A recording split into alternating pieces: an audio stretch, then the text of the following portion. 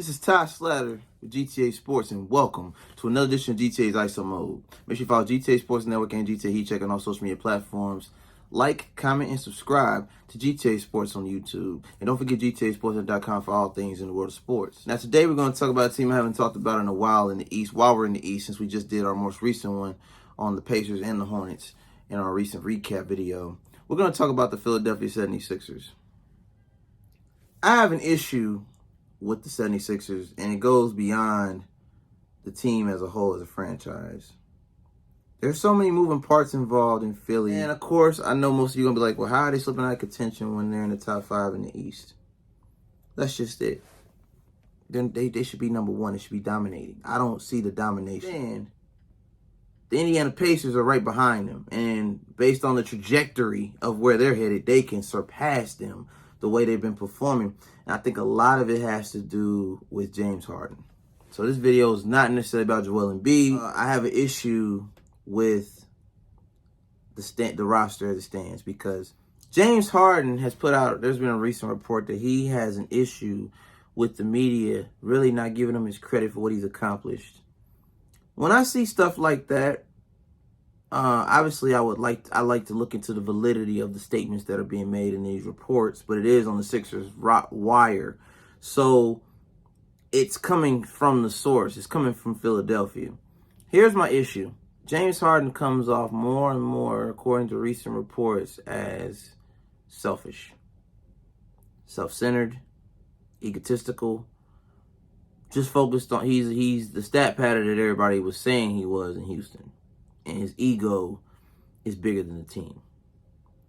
Now, this is sad because, unfortunately, for Joel Embiid, this is not quite Ben Simmons Part 2, but it's a continuation of the guard that's supposed to help me win a championship in Philadelphia is focused more on himself and his own personal desires and qualms and issues than the team as a whole.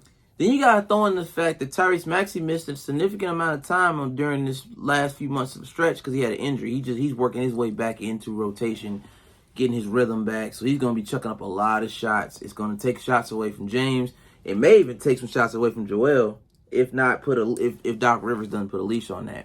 Speaking of Doc Rivers, multiple reports are coming out from various sources across the league that if they don't get to the finals this year or make a significant run in the playoffs, that Doc Rivers will be fired this season.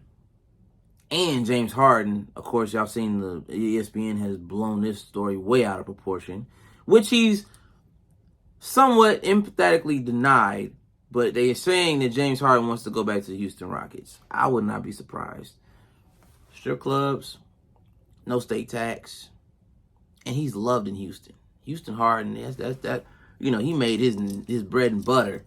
He became the Beard. James Harden, the Beard in Houston. Fear the Beard. So, it doesn't surprise me that he wants to go back after all the, coming in out of shape, demanding a trade, underperforming, then getting to Brooklyn, as chaotic as is. He adds to that. Then he his hamstrings because he put on all that weight. He wasn't in shape. Tried to play into shape. Got hurt at the worst time possible, pretty much in the postseason, and fumbled the bag there. Forced his way out of Brooklyn because he didn't like the chaos with Kyrie Irving halfway playing, part-time playing, and all the drama, not wanting to get the vax. He finds his way to Philly with his GM, Daryl Morey, and I think he's starting to realize Daryl Morey's not the key to a championship, which we all knew that. He's a great GM. So no shot at Daryl Morey as a GM. He's an analytical guy. He's really big on the analytics. He'll tell you he's, big analytic guy. So he made James Harden the MVP candidate multiple seasons. Eventually he got one, of course, down in Houston. So, of course, it all looked right. And I was definitely on board with Philly winning a championship this year. But if you were to ask me right now, do I still feel the same way? I'd have to say this. Philadelphia has the talent. Philadelphia has the coach.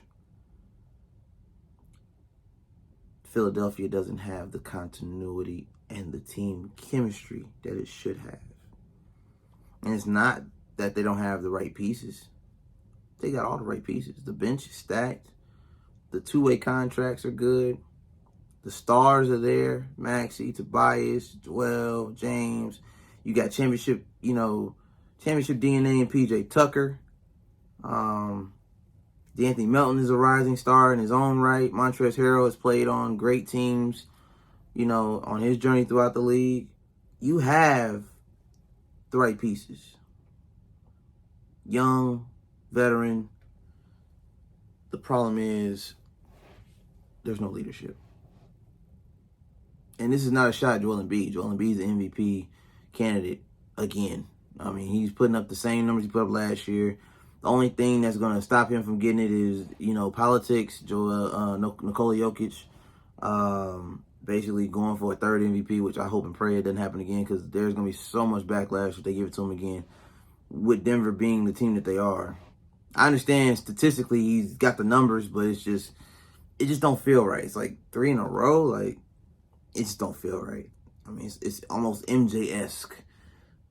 But it's not MJS because the Denver Nuggets are not going to the NBA Finals this year. Mark my words, the Denver Nuggets are not going to the Finals this year. And Coach Mike Malone, I'd be surprised if he's still the coach after this season. I'd be thoroughly surprised. Unless the team vouches for him and gives him an extension. But I wouldn't. But, because they've been in the same spot since he got there. So, back to Philly. At the beginning of the season, I had super high expectations for this team. I really wanted James to get a ring. I'm starting to realize he doesn't care. And I'm starting to think that maybe even quite possibly he's given up. Him going back to Houston tells me he gave up. He gave up. He doesn't feel appreciated. His ego is hurt. Pride is hurt. Doesn't care about championship. He's not bought all in like we thought he was. Like he should have been when they got all the players for him. And he took the pay cut for nothing, basically. Now he's trying to get his money back. That's what that looks like to me. You took the pay cut. You don't like how it's turning out. Now you want your money back. So you want to go back to Houston, finish your career in Houston, and be loved by the fans, but never win a championship. Another Charles Barkley type of guy, never win a championship. Great player, MVP, never win a championship. So, I'm disappointed. It hurts. And this has been an ISO mode for the Philadelphia 76ers. Make sure you follow me at Ty Slatter on all social media platforms. Make sure you like, comment, and subscribe to GTA Sports on YouTube. Don't forget to follow us at GTA Sports Network and GTA Heat Check on all social media platforms. This is Ty Slatter, and until next time, take care.